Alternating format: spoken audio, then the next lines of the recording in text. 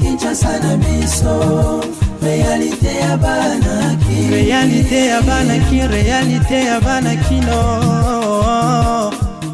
Lelo fali pupa di cap la merveille aigle mwana bandal ya solo solo akitaki na terrain, akitaki na bandal pona ko communier na ba warrior ba fanatique pe batundenge na ndinga avec un partenaire idéologie asala ki ba bikamwa lokola za mutu akabola kana batu na Kinshasa akabola ki mwa mike ndenge zalaka toujours avec un partenaire idéologie Ferregola akobeta concert na stade de Martyr le 24 juin atako bato communication non babani musalate kasi yemoko asi a annonça ki yango esengeli boyeba côté politique ba remise et reprise salemaki na 3 vice primature mokolo ya lobby epa ya Peter Kazadina aselo na ministère intérieur Vital Kamera salaki bongo na économie na Nicolas Kazadi et puis Jean-Pierre Bembelona Gilbert basalaki bongo na ministère de la défense na édition ya lelo nde bokozwa ba image nyonso avec un partenaire idéologique KNB tozaliwana toujours pour nous servir bino guerre ya Falina Gims et Longwe ya artiste et commis entre Dallas na Paris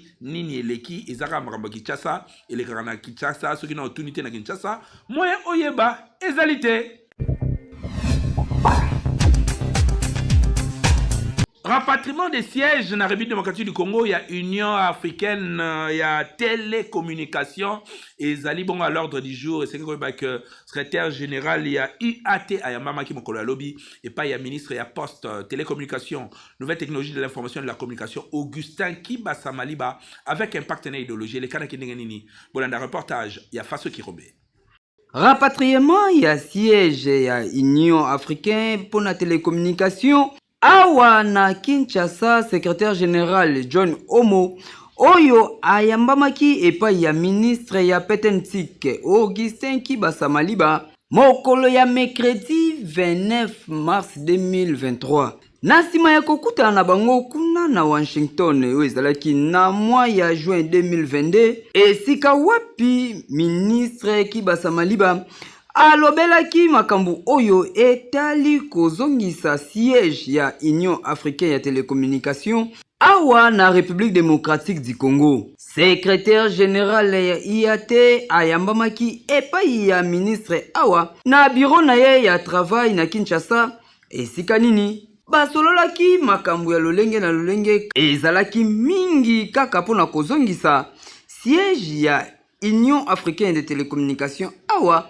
na République démocratique du Congo. Na maloba na ye secrétaire général ya siège IAT ezalaki normalement awa na RDC ezali temporairement na Nairobi esika nini ekendaki à cause ya certains défis politiques oyo esali déjà 25 ans kobanda ekenda kuna ezalaki bongo na conférence ya ba pionnier oyo bazali potentiel pour la télécommunication na Afrique, na nzela ya ba ministre nde ba decidaki ko transférer yango na Nairobi kuna na Kenya. Secrétaire général John Omo atalisi 3 conditions oyo ezali ratification ya constitution pe ya convention oyo ezali kosala nouvelle version ya constitution. Kasi na likambu oyo etali banyongo esengeli toyeba secrétaire général a confirmé pe azali ko féliciter gouvernement ya République démocratique du Congo na ndenge afuti nyongo nyonso tu azali ata na problème ite yango nde ezali po afuti banyongo nyonso tu oyo ezalaki po na siège ekita awa na Kinshasa. Kasi moi rappel muke siège ya Union africaine ya télécommunication ezalaki nango awa na Kinshasa kasi na 1998 nde ba déplaçaka yango suite ya ba situation politique oyo ezalaki korenye awa tangu AFDEL na nzela ya Mzee Laurent Désiré Kabila akotaki awa instabilité politique ezalaki mwa makasi na yango basengaki ba déplacer yango muke kolongola yango awa na Kinshasa komema yango na Nairobi. Tozali sirete koya na siège oyo awa na République démocratique du Congo. Peuple congolais a kozala ya kosepela po misala ekopesama epai ya bana mboka.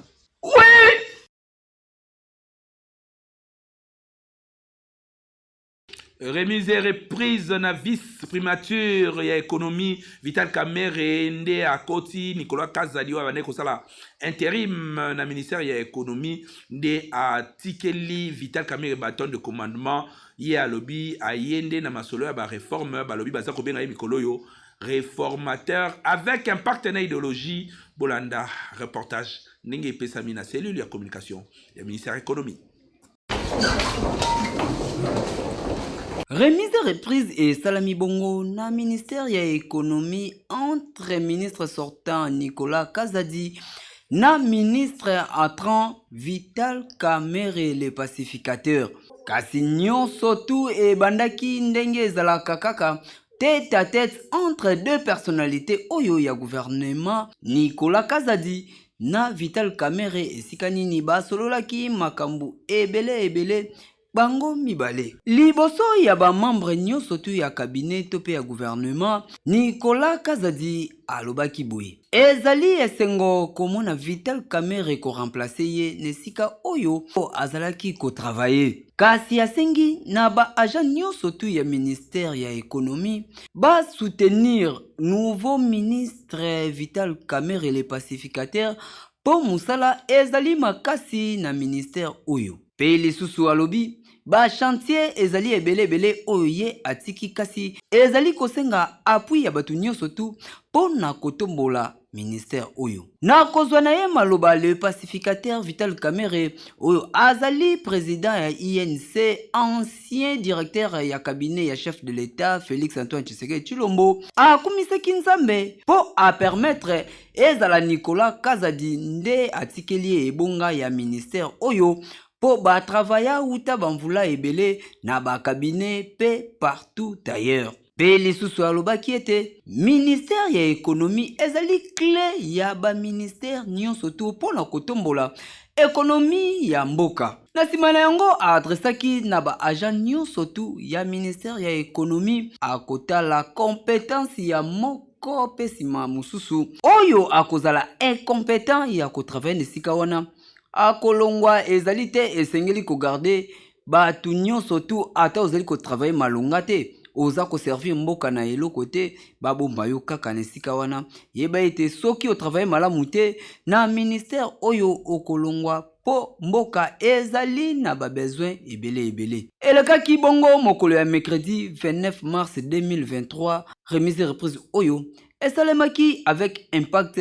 na idéologie esika nini le pacificateur Vital Kamerhe akomi kobanda lelo patron ya ministère ya économie.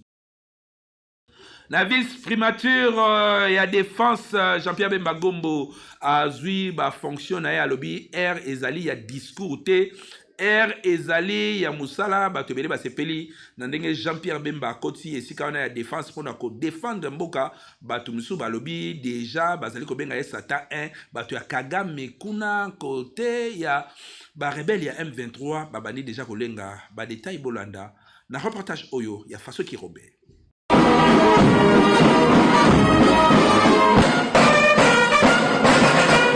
Remise et reprise oyo esalemaki avec impact na idéologie na ministère ya défense esika nini ministre sortant Gilbert Kabanda na ministre oyo akoti Jean-Pierre Bemba Gombo ezalaki bongo avec impact na idéologie ba honneur militaire ya suka epesamaki bongo na koya ya ministre ya défense Gilbert Kabanda kasi na sima ya ba discours ebele ne remise et reprise esalemaki avec impact na idéologie. Na maloba na ye le nouveau ministre ya défense nationale Jean-Pierre Bemba Gombo alobaki boye. Monsieur le ministre, j'ai suivi avec une attention soutenue. Monsieur le ministre, nalandi na bokebi nyonso ba propos na yo ya sikoyo. Pe na félicité yo. Nazali conscient ba action ebele esalemi ata ezali ebele oyo etikali po na komata la puissance ya ba force armée na biso. Pe na yebi lisusu ba défi ezali lokola outi koloba. Conscient ya ba propos selon oyo ezali installé na République démocratique du Congo outa demi-siècle culture moko ya ba antivaleur pe ya ba immoralité publique oyo ezali kopekisa développement socio-économique ya pays mobimba pe ya ba force armée. Tokosala cheval de bataille na biso ata pe ba défi misusu oyo olobeli na discours na yo. Messieurs le ministre, Monsieur l'état-major général, Mesdames et messieurs, na kotala ba activité oyo ezali nanu na chantier. Kaka ndenge ezali monene, humiliation na biso ezali na nation. Tangu ezali lisusu te pona ba discours. Kasi ba appui oyo nazali ko solliciter epai ya batu nyonso po biso nyonso tokokana ko essuyer intégrité ya pays na biso. To restaurer autorité ya l'État pe kolongola humiliation oyo. Restaurions l'autorité de l'État et essuyons cette humiliation.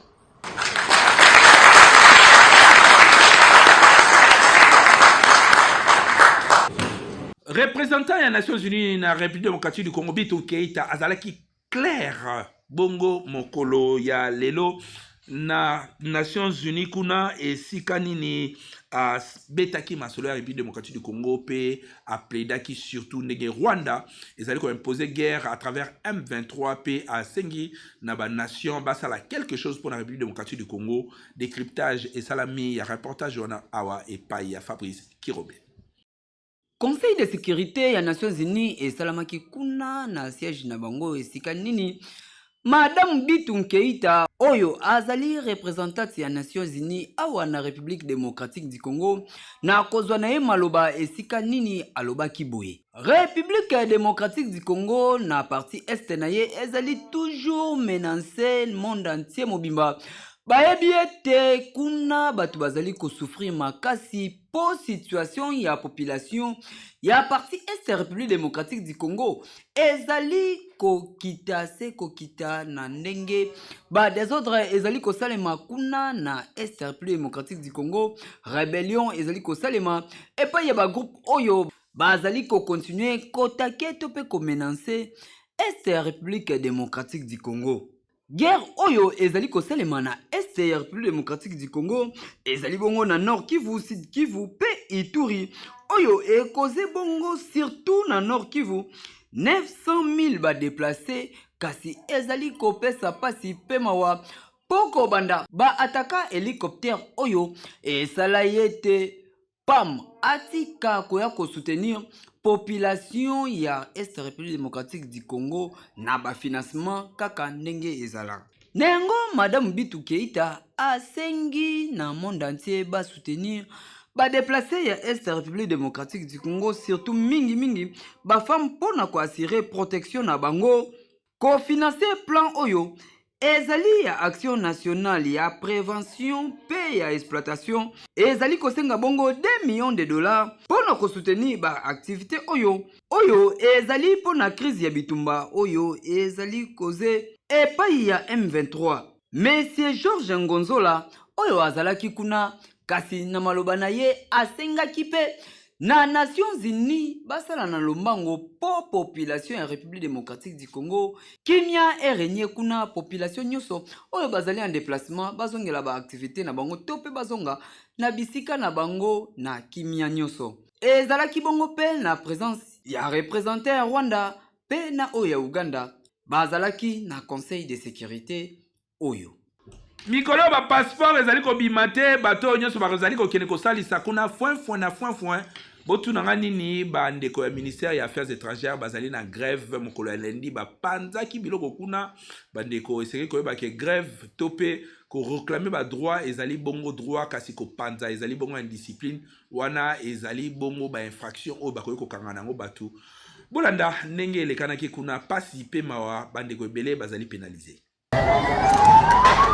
Ba agent ya affaires étrangères ba siliki makasi kobanda mokolo ya lundi grève ezali makasi kuna na ministère ya affaires étrangères ba fonctionnaire oyo ba boyi ko travailler pombongo na bango kino lelo oyo ba nyongo ezali ebele l'état congolais azali na nyongo ya ba agent oyo mokolo ya lendi ba syndicaliste nde bayaki wana bakuti batu bazali kozela ba passeport na bango kasi basala mama na des autres esika nini bapanzi pe babengani batu kuna na salle d'attente epesi pasi pe mawa po mikolo oyo ba passeport ekobima te parce que des autres ezali makasi kuna na affaires étrangères.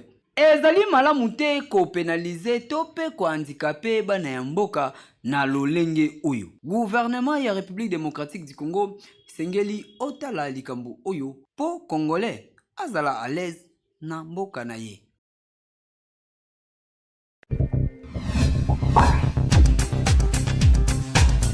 Beltexco ezali entreprise oyo eservaka bana ya Congo surtout en matière ya biloko ya kolia Texas Corned-Beef ya siki avec un partenaire idéologie ezali bongo kosepelisa bana ya Congo ndenge na ndenge na Kinshasa. Beltexco ayeli bino Texas bolanda reportage oyo.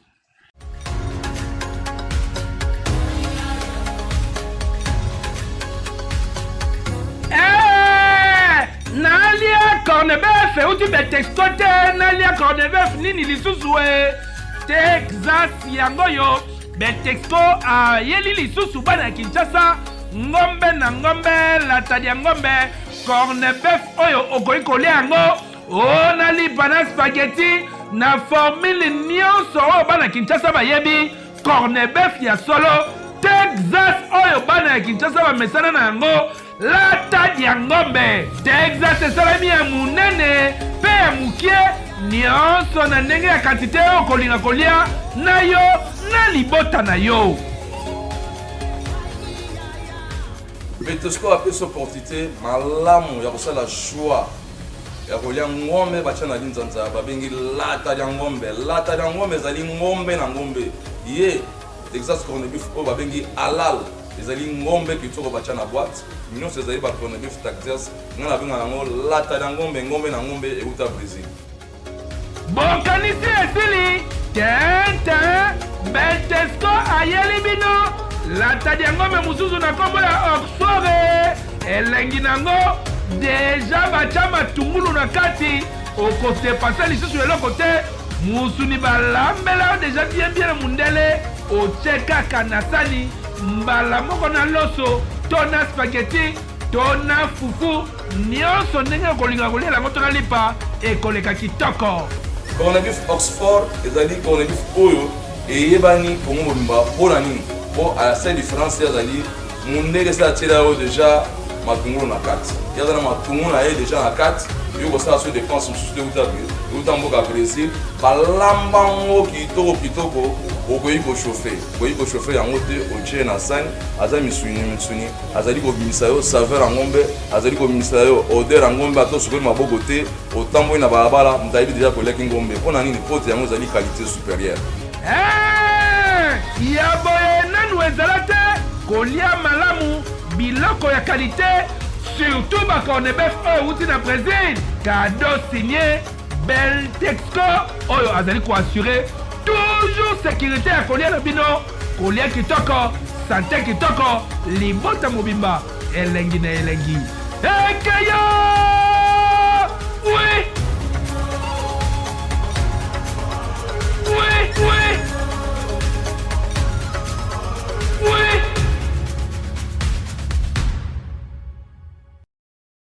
Ferregola Kobeta le 24 juin na stade de Martyr. Est-ce que Zali s'est préparé déjà? Bah détail bolanda na reportage oyo signé Fabrice Kirobert. Alex, yo pasos.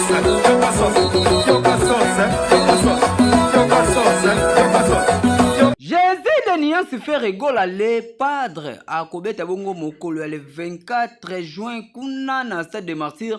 Kaka ndenge ezalaka bango balobaki bakobalola oyo kuna o akodeplacer stade de Martyr kasi Jésus de Niance ye azali koloba na ye lokote po simplicité nde ezalaka epa na ye kasi ye nkunga ye babengaka ye bilanga loyembo Jésus de Niance azali message oyo pona koyebisa na bafani na ye nyonso tu ke esika azali azali te pona ko fêter anniversaire kasi azali pona ko préparer événement mondial oyo ezali mokolo ya le 24 juin. Yoka Jésus de Nuance ndenge asali message epa ya bafani na ye. Voilà vraiment na ngana sala bino message oyo pona bozala mo apaiser bozala motema na kita et juste pour nous observer bino pe que nos déplacements ya faire ego les scans nazali na ye pona ko fêter anniversaire te na ye pona ça faire na ye pona ko na mo sala parce que boyebi que tozana grande date aux autres la biso ezali le 24 juin.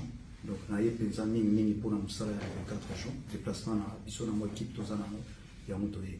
Donc vraiment bagouloise iska bozali na osenga bilanga loyembo Jésus de Nuance fait rigoler les padres akobeta bongo avec impact na idéologie esika nini bagolwa nyonso tu bazali mobiliser pona kokutana na Jésus de Nuance po défi oyo ezali boso ezali makasi kasi bazali na confiance ya fait rigoler Jésus de Nuance po akobeta wana avec impact na idéologie. Awa na Kinshasa tozali kotalela pe tozali ko jimele. Kinshasa et l'équipe partout. Oui!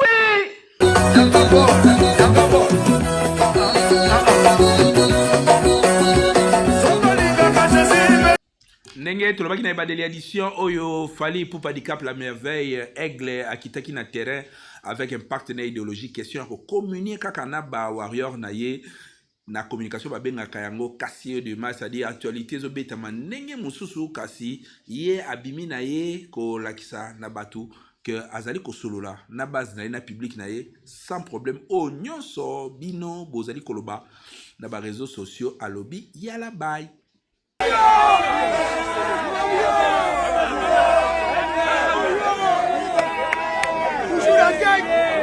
Fally Ipupa Handicap la merveille bakisela ye aigle ndenge kaka ba warrior babengaka ye warrior suprême asalaki bongo descente kuna na bandalungwa commune na ye ndenge kaka balobaka mabele mame esika nini akendaki kosala ba don ya lolenge na lolenge na hôpital oyo ya quartier na ye ezalaki bongo avec impact na idéologie esika nini ba warrior batondaki ebele kasi Fally Ipupa aboyaki sécurité ezala ye wana azali solola na bafani na ye kaka ndenge ezalaka.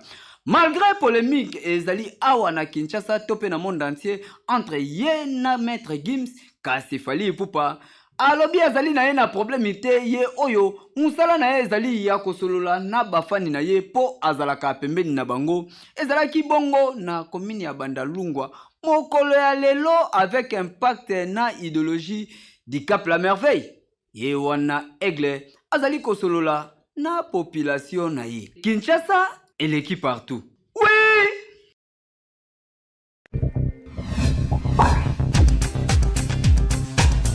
Mboka bana TikTok jamais rata biso TikTok ezalaka mabina te ezalaka pe ba conseil boka conseil.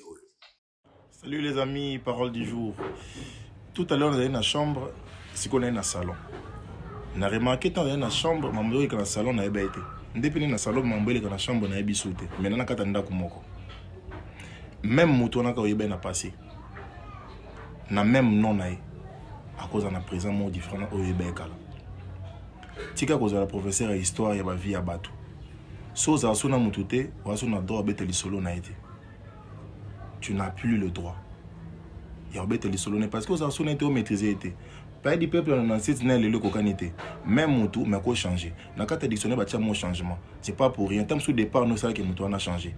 Ça s'appelle la grandeur. Quand tu n'es plus avec quelqu'un, tu ne sais plus parler de lui. Obeta sous les sola moto aussi bon les canana ma solo. Parce que tu ne sais pas si après toi il a changé. Pocha Zoba, peut-être qu'il a changé. Ça s'appelle la grandeur, l'effet de ces terres, quand on parle de quelqu'un que tu ne maîtrises plus.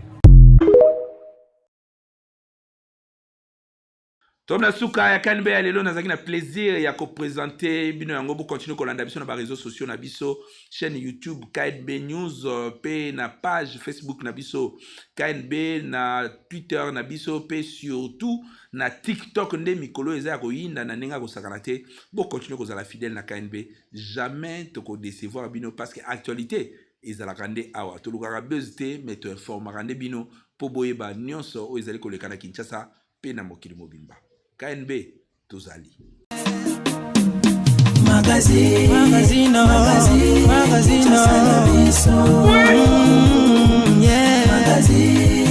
Magazine Kinshasa na biso Réalité ya banaki Réalité ya banaki Réalité ya banaki no